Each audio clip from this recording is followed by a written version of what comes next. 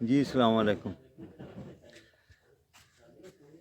ਮਸਲਾ ਇਹ ਹੈ ਕਿ ਖਾਣ ਪੀਣ ਵਾਲੀਆਂ ਚੀਜ਼ਾਂ ਜਿਹੜੀਆਂ ਕਦੇ ਵੀ ਨੰਗੀਆਂ ਨਾ ਰੱਖੋ, ਢੱਕ ਕੇ ਰੱਖੋ। ਭਾਂਡੇ ਕਦੇ ਵੀ ਖਾਲੀ ਇਸ ਤਰ੍ਹਾਂ ਸਿੱਧੇ ਨਾ ਰੱਖੋ, ਉਹਨਾਂ ਨੂੰ ਢਕੋ ਜਾਂ ਮੂੰਹ 'ਤੇ ਮਾਰੋ। ਰਾਤ ਨੂੰ ਸੌਣ ਲੱਗਿਆਂ ਜਾਂ ਦਿਨੇ ਵੀ ਜਿਹੜੇ ਭਾਂਡਿਆਂ ਦੇ ਵਿੱਚ ਕੋਈ ਚੀਜ਼ ਖਾ ਪੀ ਲਈ ਹੋਵੇ ਉਹਨਾਂ ਨੂੰ ਉਸ ਤਰ੍ਹਾਂ ਜੂਠੇ ਨਾ ਰੱਖੋ, ਧੋ ਕੇ ਰੱਖੋ। ਕਿਉਂ? ਇਸਲਾਮ ਤਾਂ ਇਹ ਕਹਿੰਦਾ ਕਿ ਅਗਰ ਤੁਸੀਂ ਸਵੇਰੇ ਉੱਠੇ ਆ ਨਹਾਉਣ ਲਈ ਨਾ, ਰਾਤ ਨੂੰ ਵੀ ਉੱਠਦੇ ਆ ਆਪਣੇ ਬਿਸਤਰ ਤੋਂ ਕਿਸੇ ਜ਼ਰੂਰੀ ਹਾਜਤ ਲਈ, ਤੇ ਆ ਕੇ ਬਿਸਤਰ 3 ਵਾਰ ਝਾੜੋ। ਔਰ ਅਗਰ ਤੁਸੀਂ ਨਹੀਂ ਝਾੜਦੇ, ਤੁਹਾਨੂੰ ਕੋਈ ਨੁਕਸਾਨ ਹੋ ਜਾਏ ਤੇ ਫਿਰ ਤੁਸੀਂ ਆਪ ਜ਼ਿੰਮੇਦਾਰ ਹੈ। ਉਹਦੀ ਵਜ੍ਹਾ ਇਹੀ ਹੈ ਕਿ ਕੋਈ ਵੀ ਜ਼ਰਰ ਰਸਾਨ ਨੁਕਸਾਨ ਦੇਣ ਵਾਲੀ ਚੀਜ਼ ਉਹਦੇ ਵਿੱਚ ਨਾ ਇੰਟਰ ਹੋ ਜਾਏ। ਹੁਣ ਇਹ ਖਾਲੀ ਕੂਲਰ ਪਿਆ ਸੀ, ਉਹਦੇ 'ਚ ਕਿੱਲਾ ਆ ਜਾਂ ਇਹ ਗੋਹ ਦਾ ਬੱਚਾ ਆ, ਜੋ ਵੀ ਚੀਜ਼ ਆ, ਦੇਖੋ ਇਹਦੀ ਜ਼ੁਬਾਨ ਦੇਖੋ, ਇਹ ਵੜ ਗਿਆ। ਇਸੇ ਤਰ੍ਹਾਂ ਹੀ ਅਗਰ ਖੁਦਾ ਨਾ ਖਾਸਤਾ ਇਹ ਨੰਗਾ ਹੋਵੇ, ਉੱਤੇ ਢੱਕਣ ਦੇ ਦਿੱਤਾ ਜਾਏ ਜਾਂ ਪਾਣੀ ਕੱਢ ਕੇ ਕੋਈ ਪੀ ਲਵੇ ਤੇ ਪਤਾ ਨਹੀਂ ਉਹਦਾ ਕੀ ਬਣੂਗਾ। ਬਹੁਤ ਸਾਰੀਆਂ ਖਬਰਾਂ ਬਹੁਤ ਦਫਾ ਆਈਆਂ ਕਿ ਫਲਾਂ ਜਗ੍ਹਾ 'ਤੇ ਛਿਪਕਲੀ ਡਿੱਗ ਪਈ ਸਾਲਣ 'ਚ, ਦੁੱਧ 'ਚ ਤਾਂ ਖਾਨਦਾਨ ਦੇ ਖਾਨਦਾਨ ਹੀ ਚਲੇ ਗਏ। ਇਸ ਵਾਸਤੇ ਜੋ ਕੁਛ ਦੀਨ ਦੇ ਸਿਖਾਇਆ, ਜੋ ਮਜ਼ਹਬ ਨੇ ਸਿਖਾਇਆ, ਉਹਦੇ 'ਤੇ ਅਮਲ ਕਰੋ। ਔਰ ਉਹ ਇਹ ਹੀ ਸਿਖਾਇਆ ਕਿ ਸਫਾਈ ਨਿਸਫ ਅਮਾਨ, ਔਰ ਉਸ ਸਫਾਈ ਦਾ ਹੀ ਇਹ ਹਿੱਸਾ ਆ ਕਿ ਤੁਸੀਂ ਆਪਣੇ ਖਾਣ ਪੀਣ ਵਾਲੀਆਂ ਚੀਜ਼ਾਂ, ਬਰਤਨ ਉਹ ਢੱਕ ਕੇ ਰੱਖੋ, ਨੰਗੇ ਨਾ ਰੱਖੋ। ਹੁਣ ਇਹ ਤੁਸੀਂ ਦੇਖ ਲਓ। ਤਾਂ ਉੱਦਾਂ ਇਹਨੂੰ ਵੀ ਪੁੱਛੇ, ਜੇ ਇਹਨੂੰ ਕੋਈ ਪੁੱਛਣ ਵਾਲਾ ਹੋਵੇ ਵੀ ਇਹਦੇ 'ਚ ਸ਼ਰਬਤ ਸੀ, ਜਿਹਨੂੰ ਤੂੰ ਖਾਣ ਵੜ ਗਿਆ, ਹੁਣ ਤੇਰੇ ਤੋਂ ਨਿਕਲ ਨਹੀਂ ਹੁੰਦਾ, ਖਾਲੀ ਭਾਂਡਾ ਪਿਆ। ਉੱਦਾਂ ਦਾ ਬਾਬੇ ਕਹਿ ਗਏ ਵਿਹਲੀ ਨਾ ਬਹੁ, ਕੁਝ ਕਰਦੀ ਰਹੋ, ਖਾਲੀ ਭਾਂਡਾ ਭਰਦੀ ਰਹੋ।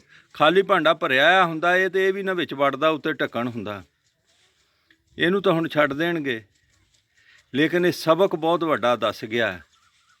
ਇਹ ਸਬਕ ਇਹੀ ਹੈ, ਤੇ ਮੈਂ ਬਾਰ-ਬਾਰ ਹੀ ਰਿਕੁਐਸਟ ਕਰ ਰਿਹਾ ਕਿ ਇਸ ਚੀਜ਼ ਦਾ ਬਹੁਤ ਖਿਆਲ ਰੱਖੋ। ਸਫਾਈ ਜਿਹੜਾ ਸਾਡਾ ਦੀਨ ਕਹਿੰਦਾ ਹੈ, ਅੱਧਾ ਅਮਾਨ ਸਫਾਈ 'ਚ ਹੀ ਆ ਜਾਂਦਾ। ਹੁਣ ਰਿਵਾਜ ਆ, ਖਾ ਕੇ ਤੇ ਸਿੱਟ ਦਿੰਦੇ ਆ, ਰਿਜ਼ਕ ਨੂੰ ਬਹੁਤ ਜ਼ਾਇਆ ਕਰਦੇ। ਅੱਧਾ ਕੌਲੀਆਂ ਭਾਂਡਿਆਂ ਪਲੇਟਾਂ ਨਾਲ ਲਗਾਇਆ ਹੁੰਦਾ, ਕਹਿੰਦੇ ਰੱਖਦੇ ਸੁਬਹ ਧੁਲ ਜਾਏਂਗੇ। ਉਰਦੂ ਦੇ ਵਿੱਚ ਕਹਿੰਦੇ, ਪੰਜਾਬੀ ਦੇ ਵਿੱਚ ਕਹਿਣ ਤਾਂ ਉਹ ਕਹਿੰਦੀਆਂ ਫਟਾ ਮਾਈਆਂ ਕਹਿੰਦੀਆਂ ਸੀ ਜਿਹੜੀਆਂ ਪੰਜਾਬੀ ਬੋਲਦੀਆਂ ਸੀ, ਭਾਂਡਾ ਧੋ ਕੇ ਰੱਖਣਾ, ਢੱਕ ਕੇ ਰੱਖਣਾ। ਜਦੋਂ ਦੀ ਨਵੀਂ ਰੋਸ਼ਨੀ ਆ ਗਈ ਹੈ ਨਾ, ਉਦੋਂ ਦਾ ਕੰਮ ਖਰਾਬ ਹੋ ਗਿਆ। ਚੱਲ ਵੀ ਹਿੱਲ ਜਰਾ, ਤੈਨੂੰ ਹੈ ਇਹਦੀ ਜ਼ਬਾਨ ਦੇਖੋ ਆ ਕਿਸ ਤਰ੍ਹਾਂ ਮਾਰਦਾ। ਉਹ ਪਤਾ ਨਹੀਂ ਹੁਣ ਇਹ ਜ਼ਬਾਨ ਦੇ ਨਾਲ ਜਾਂ ਕਿਸੇ ਨੂੰ ਵੱਢਦਾ ਵੀ ਆ ਕਿ ਨਹੀਂ ਵੱਢਦਾ।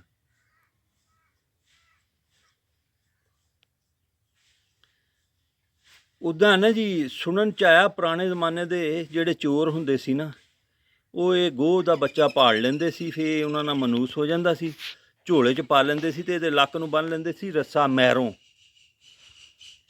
ਉਹ ਫਿਰ ਨਾ ਕਿਸੇ ਦੇ ਵੀ ਜਿਹਨੂੰ ਲੁੱਟਣਾ ਹੁੰਦਾ ਸੀ, ਉਹਦੇ ਚੁਬਾਰੇ 'ਤੇ, ਉਹਦੀ ਕੰਧ 'ਤੇ ਨਾ ਇਹਨੂੰ ਸਿੱਟਦੇ ਸੀ, ਅਤੇ ਇਹਦੇ ਪੰਜੇ ਇਸ ਤਰ੍ਹਾਂ ਲੱਗ ਜਾਂਦੇ ਸੀ। ਇਹਦੇ 'ਚ ਤਾਂ ਹੁਣ ਇਹ ਪਲਾਸਟਿਕ ਆ, ਅਤੇ ਇਹਦੇ ਪੰਜੇ ਨਹੀਂ ਖੁੱਭਦੇ, ਪੱਕੀਆਂ ਕੰਧਾਂ 'ਚ ਦੀਵਾਰਾਂ 'ਚ ਖੁੱਭ ਜਾਂਦੇ ਆ।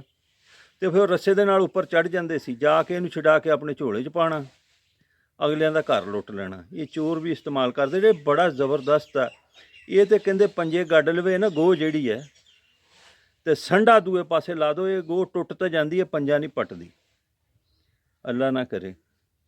ਲੇਕਿਨ ਰੱਬ ਦਾ ਨਿਜ਼ਾਮ ਹੈ ਜੀ, ਇਹ ਸਾਰੀਆਂ ਚੀਜ਼ਾਂ ਤੁਰੀਆਂ ਫਿਰਦੀਆਂ।